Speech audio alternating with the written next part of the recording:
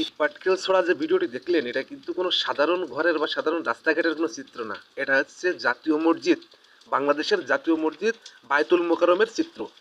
এবার আসা যাক যে কেন এরকম হলো, মসজিদের ভিতর কেন দাঙ্গামা হাঙ্গামা।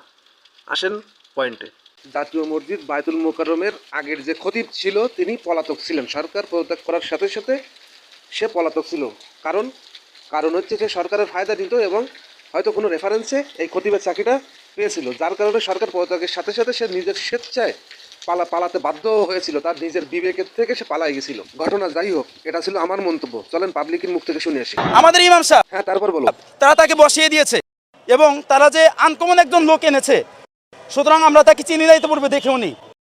রানিং যে খতিব আছে, খতিবের পিছনে দাঁড়ায় যখন নামাজ পড়া শুরু করলো, তখন পুরনো যে খতিব ছিল রুহুল আমিন, যিনি পালাই গিয়েছিলেন, ওই সময় তিনি এসে পড়েন এবং নতুন যে খতিব ছিল তার কাছ থেকে মাইক্রোফোন কেড়ে নেওয়ার চেষ্টা করে। যার সুবাদে এক পক্ষ ওইখান থেকে খেপে যায় এবং পুরনো খতিব যে রুহুল আমিন, তারও কিছু ছেলেবেলা ছিল যারা ওই সময় ওইখানে উপস্থিত হয়ে দাঙ্গা মাঙ্গামা সৃষ্টি শুরু হয় এবং এক পর্যায়ে বিরাট ভূমিকা সৃষ্টি হয়। আমার কথাটা হচ্ছে কি, দাঙ্গা মাঙ্গামার জন্য মসজিদ কেন? মসজিদ কেন? আপনারা আমাকে একটু বলে যান, মসজিদ কেন? এত বড় সাহস কোথা থেকে এলো যে মসজিদে এসে দাঙ্গা ভাঙ্গামা করার? বুঝান, আমাকে বুঝান। আপনারা যে এত মুসলিম প্রিয় ধর্ম ভীরু মানুষ, আপনারা আমাকে একটু বুঝান, মসজিদের ভিতর কেন? এই উত্তরটা দিয়ে যান, মসজিদের ভিতর কেন? আর কোথাও পেলেন না বন্ধুরা? আপনারা প্রতিবাদ করুন, মসজিদের ভিতর কেন? এদের উপযুক্ত শাস্তি চাই। জাতীয় মসজিদ, সেইখানে দাঙ্গামা হাঙ্গামা করা কি ঠিক হয়েছে এদের?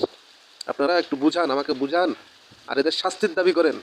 ধন্যবাদ সবাইকে। ভিডিওটা যদি ভালো লেগে থাকে তাহলে অবশ্যই একটি লাইক, একটি কমেন্ট করে জানাবেন, আর যদি সাবস্ক্রাইব করে না থাকেন তাহলে অবশ্যই চ্যানেলটি সাবস্ক্রাইব করে যাবেন। ধন্যবাদ সবাইকে।